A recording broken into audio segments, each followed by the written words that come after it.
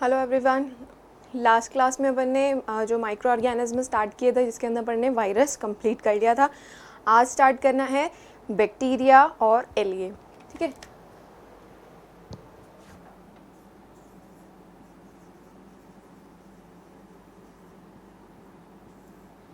ठीक है। मैंने आपको लास्ट क्लास में भी बताया था कि जो बैक्टीरियाज होते हैं वो सबसे पहले डिस्कवर हुए थे बाय एवी ल्यूवेनहुक। ठीक है, जो फर्स्ट माइक्रो ऑर्गेनिज्म जो सबसे पहले डिस्कवर हुआ था दैट इज़ बैक्टीरिया। ठीक है, और इसको डिस्कवर एवी ल्यूवेनहुक ने किया है। ठीक है, तो इसीलिए इनको सबसे पहले किंगडम में जो क्लासीफाई करने में सबसे पहले रखा गया है, जिसमें आए जो किंगडम है उसका नाम है मोनेरा। ठीक है, बैक्टीरियाज जो होते हैं वो होते हैं यूनिसेल्यूलर। ठीक है, यूनिसेल्यूलर होते हैं। बैक्टीरियाज जो होते हैं इनके अराउंड सेल वॉल प्रेजेंट होती है, इसीलिए इनको मोर सिमिलर टू प्लांट्स कहा जाता है एज कम्पेयर टू एनिमल्स, क्योंकि एनिमल्स का जो सेल होता है उसके अंदर सेल वॉल प्रेजेंट नहीं होती है, लेकिन प्लांट्स के सेल के अराउंड सेल वॉल प्रेजेंट होती है। ठीक है, तो इसलिए मोर इनको प्लांट से कंपेयर ज़्यादा किया जाता है। ठीक है, अब यहाँ पर सबसे पहले जो बैक्टीरियाज हैं, बैक्टीरिया की जो स्टडी होती है,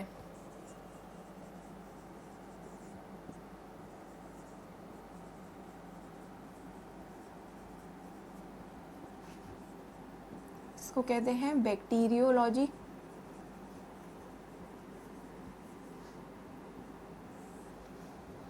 ठीक है, बैक्टीरियोलॉजी। बैक्टीरिया का जो साइज है माइक्रोस्कोपिक,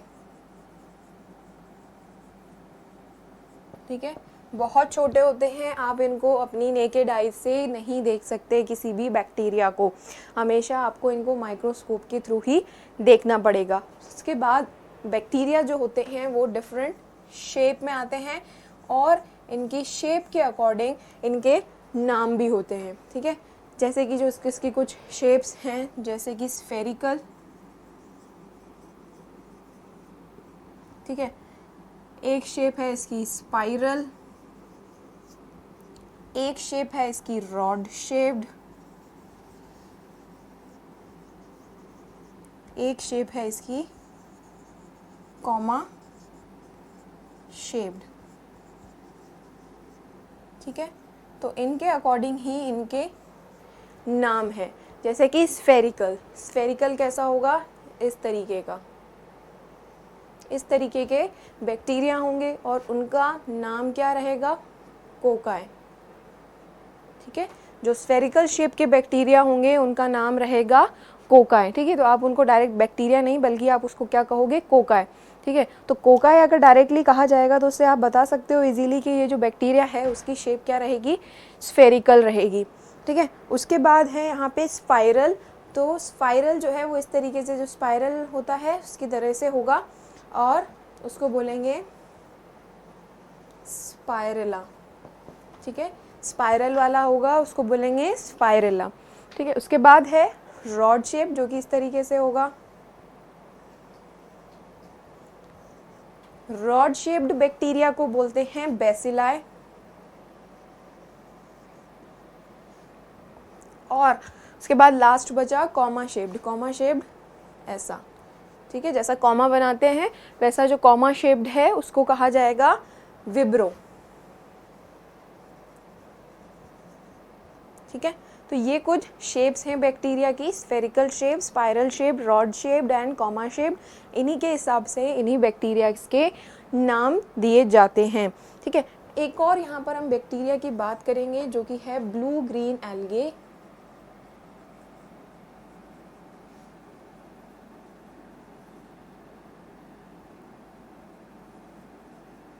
ठीक है, ब्लू ग्रीन एल्गे जो है वो only and only photosynthetic bacteria होता है, इसीलिए इनको क्या कहते हैं, ओनली फोटोसिंथेटिक बैक्टीरिया।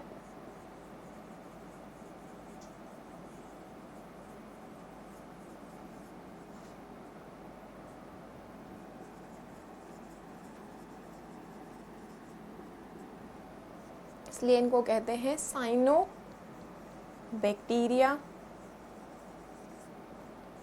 और इसके कुछ एग्जाम्पल्स हैं एनाबीना,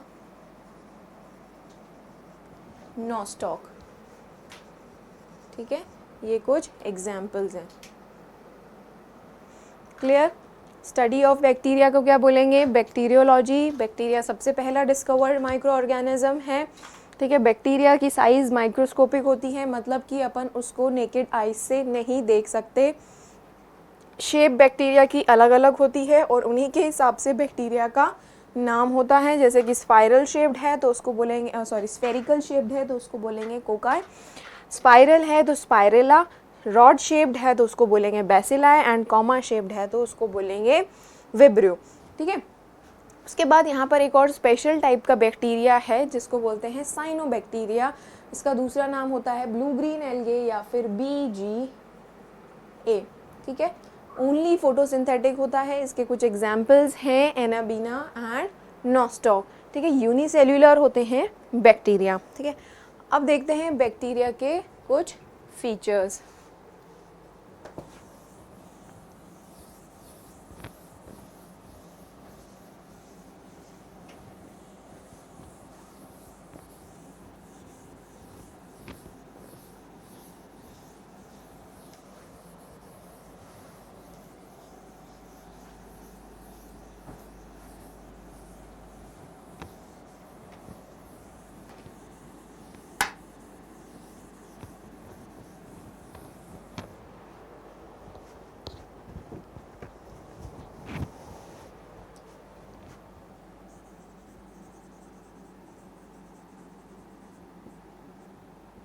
ठीक है, बैक्टीरिया का स्ट्रक्चर कुछ एक इस तरीके से होता है। आप सबने कैप्सूल देखा होगा, उस कैप्सूल की तरह ही बैक्टीरिया का स्ट्रक्चर होता है, ठीक है। पहले मैं आपको यहाँ पर एक बैक्टीरिया का स्ट्रक्चर बनाती हूँ, ठीक है। प्लांट सेल की तरह होता है तो आउटर सेल मेम्ब्रेन होगी, सेल वॉल होगी, देन सेल मेम्ब्रेन होगी, ठीक है।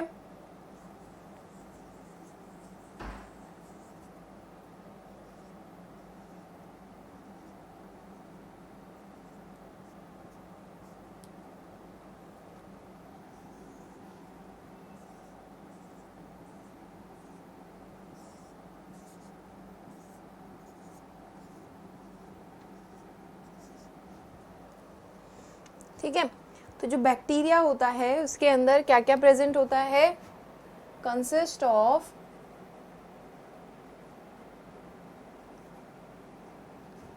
सेल वॉल, सेल मेम्ब्रेन,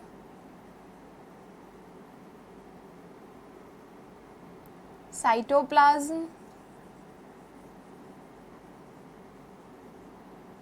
ठीक है। सेल वॉल, सेल मेम्ब्रेन और cytoplasm. This is cell wall, this is cell membrane, and inside it is cytoplasm, ठीक है। ये तीन चीज़ें हैं जो कि प्लांट सेल से सिमिलर हैं। सेल वॉल भी है, सेल मेम्ब्रेन भी है और प्लाज्मा मेम्ब्रेन भी है, ठीक है। साइटोप्लाज्म भी है। अब साइटोप्लाज्म के अंदर क्या क्या प्रेजेंट है? साइटोप्लाज्म के अंदर आप देख सकते हैं यहाँ पे मैंने ये जो स्ट्रक्चर बनाया है, that is a genetic material, ठीक है। तो इसको कहते हैं, यहाँ पर इसमें क्या प्रेजेंट है? जेनेटिक मटीरियल प्लस यहाँ पर प्रेजेंट है राइबोसोम्स। एक और बात कि जो बैक्टीरिया होता है उसके अराउंड कोई भी मेम्ब्रेन बाउंड ऑर्गेनेल वहाँ पर प्रेजेंट नहीं होता है। जो राइबोसोम्स है उनके अराउंड भी कोई मेम्ब्रेन बाउंड ऑर्गेनेल नहीं है, ठीक है। तो ये हो गया। और अब देखिए यहाँ पे जो जेनेटिक मटेरियल है, तो जेनेटिक मटेरियल जो होता है वो किसी भी न्यूक्लियर मेम्ब्रेन के अराउंड एनवेलप में कोई एनक्लोज नहीं है। सिर्फ जिस एरिया में जेनेटिक मटेरियल पड़ा हुआ है उसको कहते हैं, हमारा जो जेनेटिक मटेरियल पड़ा हुआ है उसको कहते हैं न्यूक्लियोइड, ठीक है। तो बीनीथ द सेल वॉल ये हो गया। उसके बाद न्यूक्लियोइड क्या है?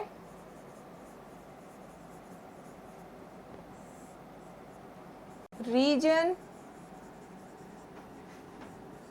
present in cytoplasm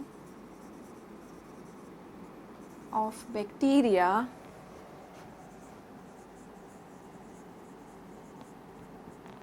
which contains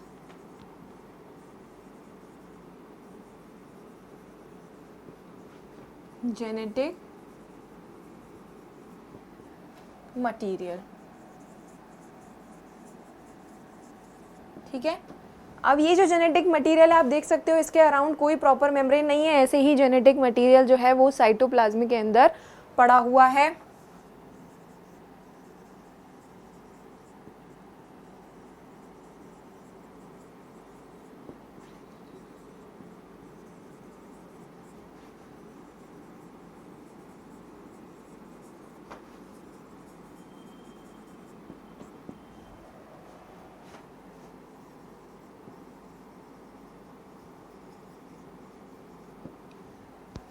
ठीक है, genetic material is not enclosed with in an envelope. ठीक है, तो जेनेटिक मटेरियल कोई एनवेलप के अंदर नहीं होता है, इसके अंदर एक भी मेम्ब्रेन बाउंड ऑर्गेनेल प्रेजेंट नहीं होता है।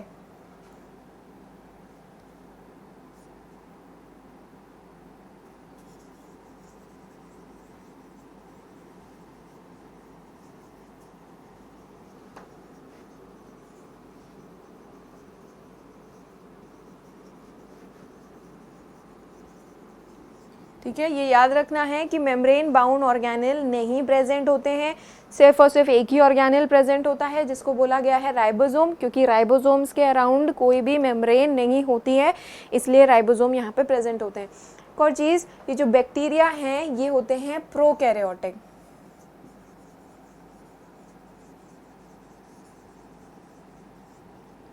Prokaryotic in the sense, prokaryotic वो सेल्स होते हैं जिन सेल्स के अंदर जो जेनेटिक मटेरियल है उसके अराउंड कोई मेम्ब्रेन प्रेजेंट नहीं होती है। ठीक है, तो ये चीज़ें हो गई। अब उसके बाद हम बात करते हैं जो सेल वॉल है। अब देखो, बैक्टीरिया जो है वो किसी भी एडवर्स कंडीशन के में सरवाइव कर सकता है, अपने बाहर वाली जो लेयर है उसके ऊपर डेवलप कर लेता है कैप्सूल।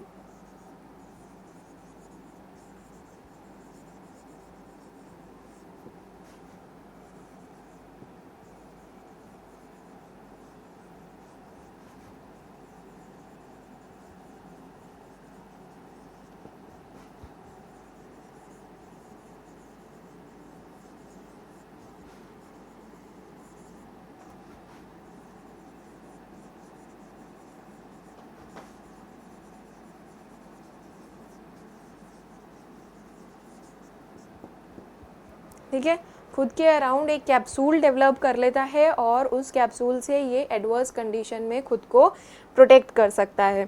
ठीक है,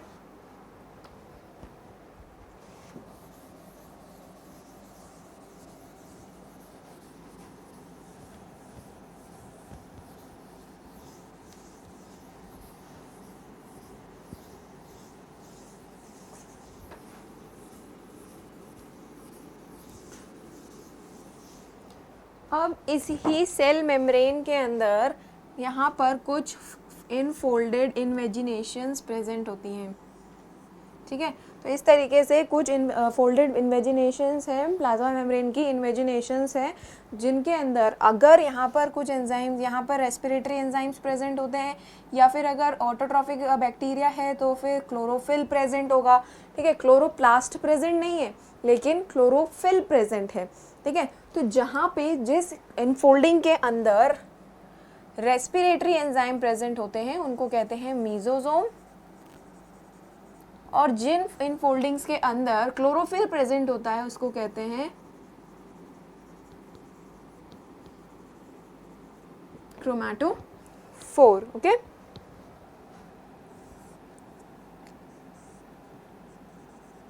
mesosomes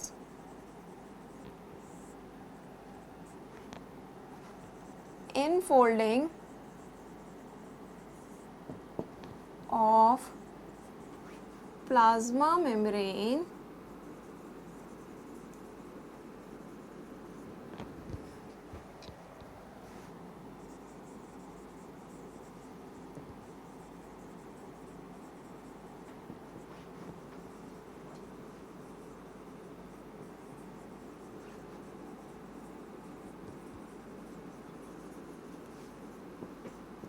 which contain enzyme for respiration. और ये फंक्शन किसकी तरह सिमिलर है, हमारे बॉडी के अंदर यूकैरियोट्स के अंदर ये फंक्शन कौन करता है, माइटोकॉन्ड्रिया।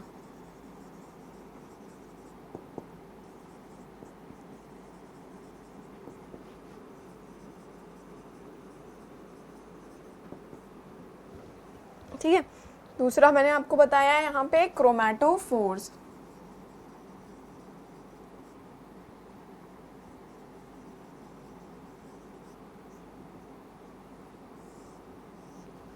क्रोमैटोफोर्स क्या है, इन foldings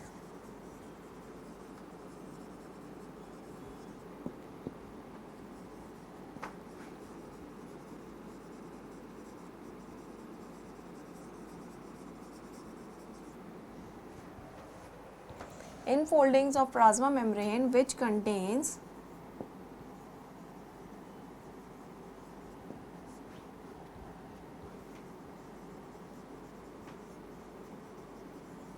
chlorophyll for photosynthesis।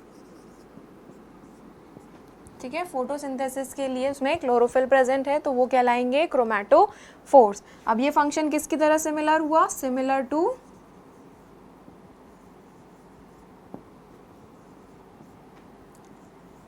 Chloroplast. ठीक है, सिमिलर टू क्लोरोप्लास्ट हो गया है। ठीक है, अब यहाँ पर आप देख सकते हो कि ये जो मैंने यहाँ पे ये जो एक हेयर लाइक स्ट्रक्चर बनाया है, इसको बोलते हैं फ्लैजिला। ठीक है, फ्लैजिला जो होता है वो थोड़ा बड़ा सारा स्ट्रक्चर होता है, जैसे कि चाबुक होता है वैसे ये चाबुक की तरह बड़ा सारा एक स्ट्रक्चर होता है चाबुक जैसा, जो कि बैक्टीरिया को मूव करने में हेल्प करता है। ठीक है, तो ये जो फ्लैजिला है इसको बोलते हैं flagella.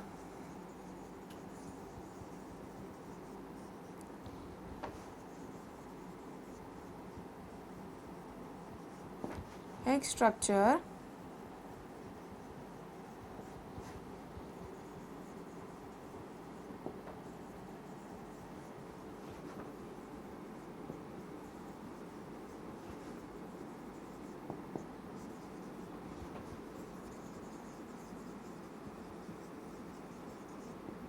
which helps in the locomotion। ठीक है, लोकोमोशन मतलब मूवमेंट में बैक्टीरिया को हेल्प करता है। वाइप लाइक स्ट्रक्चर, वाइप क्या होता है, हंटर, चाबुक। ठीक है, उसके जैसा एक स्ट्रक्चर होता है। ठीक है, अब ये जो फ्लैजिला है यहाँ पे मैंने एक ही बनाया है, ये एक भी हो सकता है, दो भी हो सकता है, या दो से ज़्यादा भी हो सकते हैं। ये एक पोल से भी अराइज हो सकते हैं, दूसरे पोल से भी अराइज हो सकते हैं, या पूरे सरफेस पे भी प्रेजेंट हो सकते हैं। ठीक है, उसके बाद अब यहाँ पर ये जो देखिए आप, मैंने ये जो कुछ स्ट्रक्चर बनाया है इसको बोलते हैं प्लाज्मिड। अब प्लाज्मिड क्या होता है, प्लाज्मिड होता है एक्स्ट्रा क्रोमोसोमल डीएनए जो कि इस बैक्टीरिया के अंदर प्रेजेंट होता है। ठीक है, ये क्रोमोसोम तो यहाँ पे प्रेजेंट है, इसके अलावा भी एक्स्ट्रा क्रोमोसोमल डीएनए प्रेजेंट होता है जो कि बैक्टीरिया को एडवर्स कंडीशन में प्रोटेक्ट करके रखता है।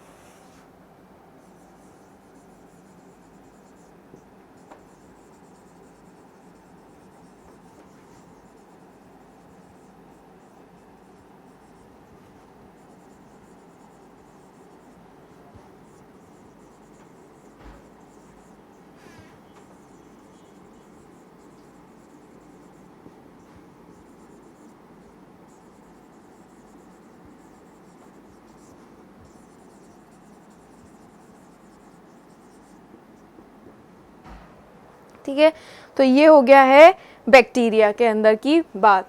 ठीक है,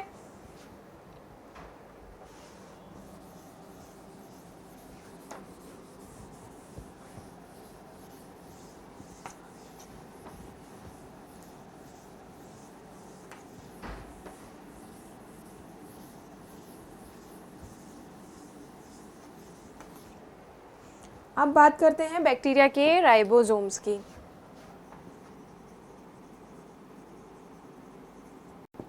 बैक्टीरिया के अंदर जो राइबोसोम्स होते हैं वो 70S टाइप के होते हैं, क्योंकि ये क्या है, प्रोकैरियोट्स हैं। ठीक है, 70S का मतलब क्या है, राइबोसोम है वो दो तरीके का होता है, दो टाइप के होते हैं राइबोसोम। एक होता है यहाँ पे 70s टाइप, एक होता है 80s टाइप। तो 70s टाइप है वो प्रोकैरियोटिक सेल्स के अंदर होता है और 80s जो है वो यूकैरियोटिक सेल्स के अंदर होता है। मैंने आपको जैसे कि बताया था जो बैक्टीरिया है वो प्रोकैरियोटिक सेल्स के अंदर आता है, इसीलिए ये कहलाएगा, इसके अंदर होगा 70s टाइप ऑफ राइबोसोम्स। ठीक है, 70s टाइप ऑफ राइबोसोम इसके अंदर प्रेजेंट होगा। ठीक है, अब इसके अलावा इसके अंदर क्या प्रेजेंट होता है, स्टोरेज ग्रैन्यूल्स भी होते हैं। ठीक है, कुछ मटेरियल स्टोर करने के लिए स्टोरेज ग्रैन्यूल्स प्रेजेंट होंगे। ठीक है, कुछ इसी तरीके के स्ट्रक्चर्स यहाँ पे प्रेजेंट होते हैं। अब बात करते हैं इनके न्यूट्रिशन की। तो न्यूट्रिशन इनका ऑटोट्रॉफिक भी हो सकता है एंड हीटरोट्रॉफिक भी हो सकता है।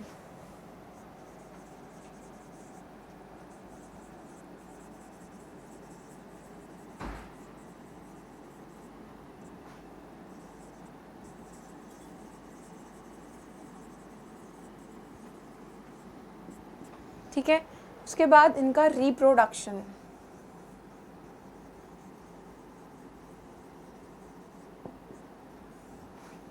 रिप्रोडक्शन इनका सेक्सुअल भी हो सकता है एंड एसेक्सुअल भी हो सकता है। बस में मोस्टली तो वैसे एसेक्सुअल ही होता है क्योंकि ये डिवाइड करते हैं बाय बाइनरी फिजन।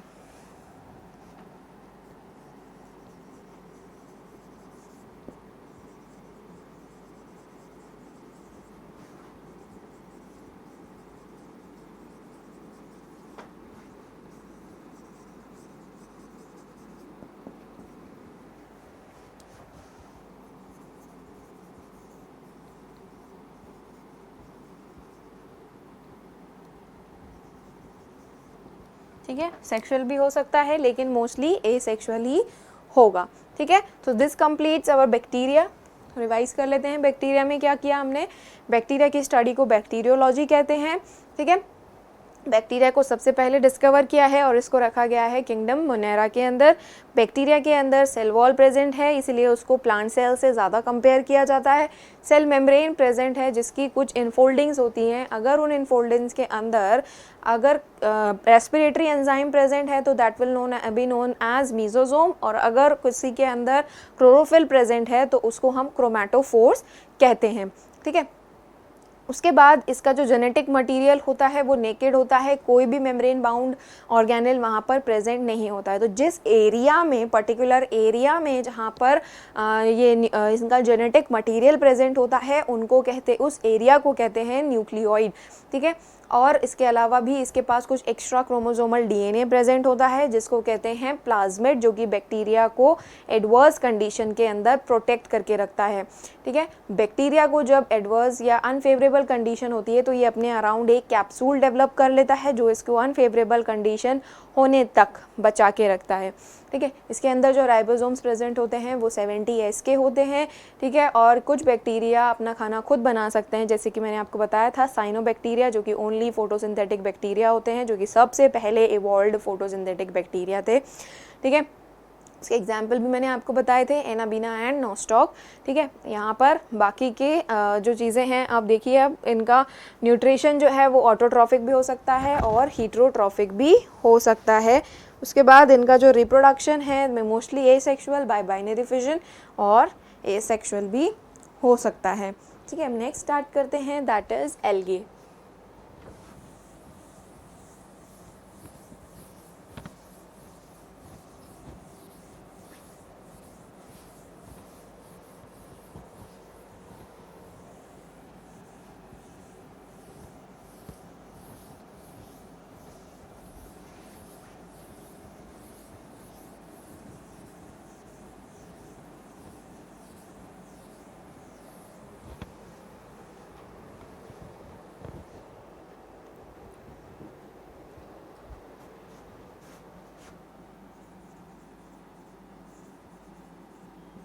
ठीक है, एल्गे का लैटिन में मतलब होता है सीवीड्स।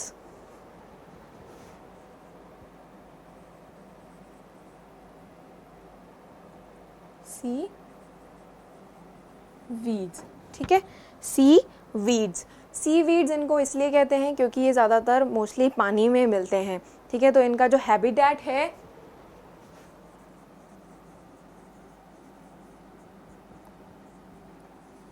कोल्ड वाटर में भी मिलते हैं, हॉट वाटर में भी मिलेंगे, स्ट्रीम्स पे भी मिलेंगे, सी में भी मिलेंगे और मॉइस्ट सॉइल में भी मिलेंगे।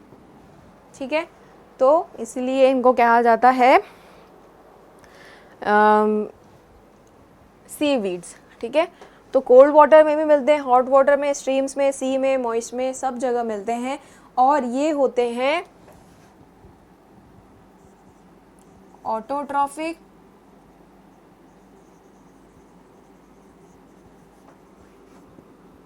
अपना खाना खुद बना सकते हैं, यूकैरियोटिक, यूनिसेल्यूलर भी होते हैं और मल्टी सेल्यूलर भी हो सकते हैं। ठीक है, अब अगर आप यहाँ पे यूनिसेल्यूलर का एग्जाम्पल देखो, यूनिसेल्यूलर का एग्जाम्पल है क्लमाइडोमोनास।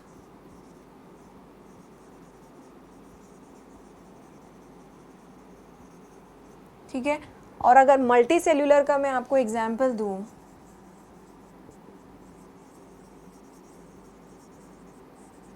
तो मल्टी सेल्यूलर का एग्जाम्पल है स्पाइरोगायरा। ठीक है, अब एक और इम्पॉर्टेंट बात ये होती है कि जो एल्गे होते हैं इनकी बॉडी, जैसे कि आप प्लांट्स होते हैं, ऑटोट्रॉफिक है तो इनको भी प्लांट्स में ही कंसिडर किया गया है।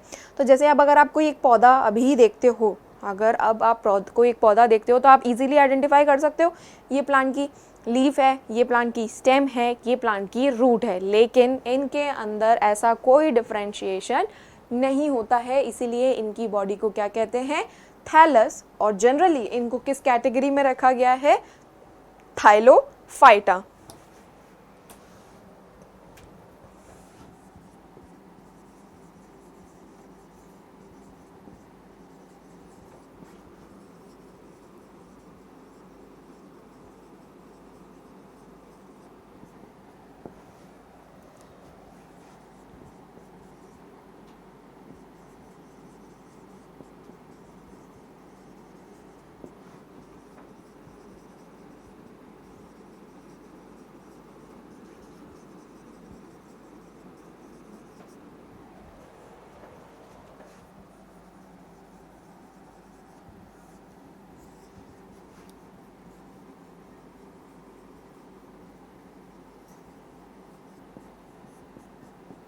थैलस बॉडी होती है, इसलिए इनको थैलोफाइट्स के नाम से इनको जाना जाता है। ठीक है, ऑटोट्रॉफिक होते हैं, इसका मतलब अपना खाना खुद बना सकते हैं।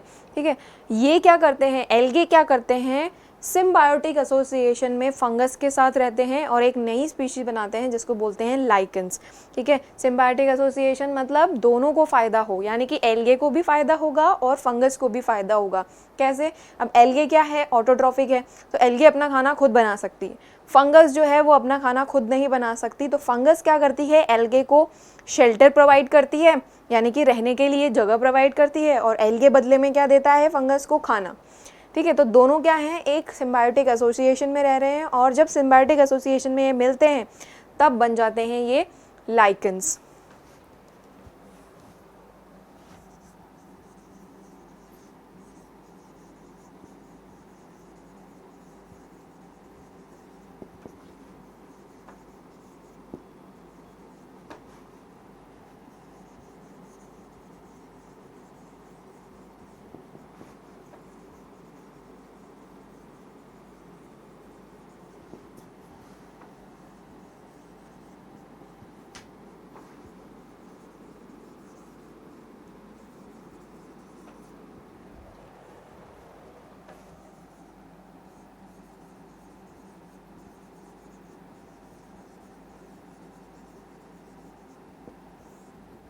ठीक है, बिल्कुल क्या बन जाएंगे, लाइकेंस बन जाएंगे। ठीक है, अब यहाँ पर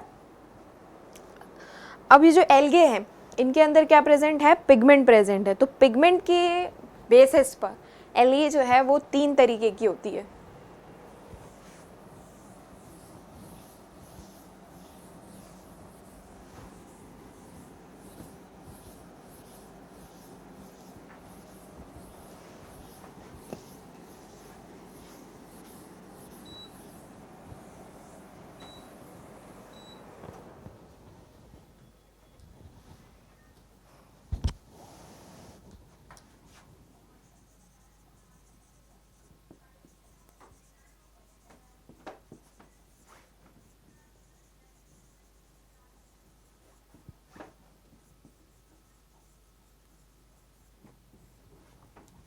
सबसे पहले तो green algae,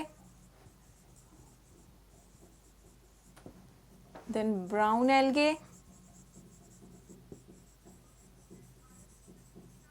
then red algae.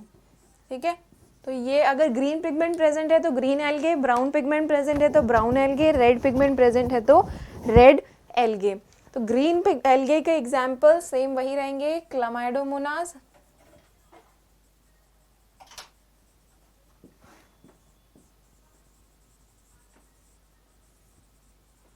Spirogyra. और ब्राउन एल्गे के अंदर एग्जाम्पल लेंगे हम सारगाजम का, फ्यूकस एंड केल्प। ठीक है, ये कुछ एग्जाम्पल्स है। रेड एल्गे का हम एग्जाम्पल देंगे यहाँ पे जेलीडियम।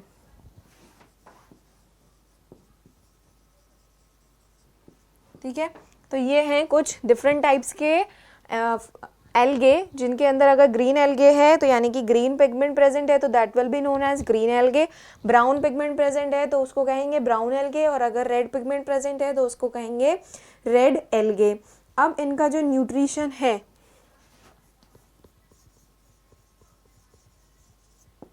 वो है इनका ऑटोट्रॉफिक, क्योंकि ये अपना खाना खुद बना सकते हैं, इसीलिए इनको कहते हैं ऑटोट्रॉफिक। और कुछ जो है वो पैरासाइटिक भी होती है।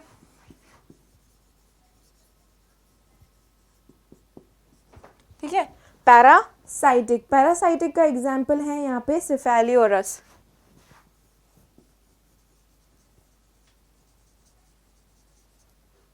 ठीक है, सिफेलियोरस पैरासाइटिक का एग्जाम्पल है। उसके बाद इनका जो रिप्रोडक्शन है दैट इज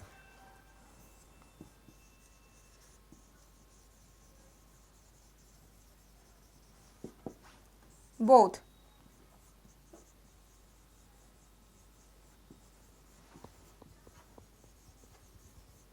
ठीक है, तो ये था एल्गे के बारे में। तो एल्गे में क्या पढ़ा हमने, एल्गे को सीवीड्स के नाम से जाना जाता है क्योंकि इनका जो एरिया है वो मॉइस्ट एरिया में मिलते हैं, hot water, cold water, stems में, सी में, डैम्प लैंड में, सब जगह मिलते हैं।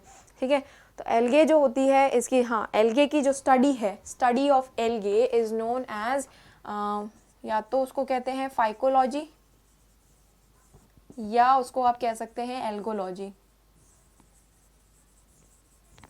ठीक है, फाइकोस का मतलब होता है वीड, तो इसलिए फाइकोलॉजी भी कह सकते हैं इसको और एल्गोलॉजी भी कह सकते हैं। ठीक है, अब एल्गे की बॉडी डिफरेंशिएटेड नहीं होती है स्टेम, रूट्स और लीव्स के अंदर, इसीलिए इनको क्या कहते हैं, थैलस कहते हैं, इसलिए इनको कैटेगरी में रखा गया है थैलोफाइट्स की कैटेगरी में। ठीक है, ऑटोट्रॉफिक होती हैं, इसीलिए किसी कभी फंगस के साथ सिम्बायोटिक एसोसिएशन में भी मिल जाती है क्योंकि फंगस इनको क्या प्रोवाइड कर देता है, शेल्टर प्रोवाइड कर देता है। मल्टी सेल्यूलर भी होती है, यूनिसेल्यूलर भी होती है, जिनके एग्जांपल्स मैंने आपको बता दिए हैं। अब यहाँ पर on the basis of the pigment present पे ये 3 तरीके की होती हैं, रेड, ग्रीन एंड ब्राउन। उसके एग्जाम्पल भी मैंने आपको यहाँ पे बता दिए हैं। इनका जो न्यूट्रिशन है वो ऑटोट्रॉफिक होता है, पैरासाइटिक भी होता है, जिसका एग्जाम्पल सिफेलियोरस। फिर उसके बाद यहाँ पर इनका जो रिप्रोडक्शन है that is asexual and sexual. Okay, so this completes our lecture. Next class में अपन बात करेंगे फंगस की। Okay, thank you.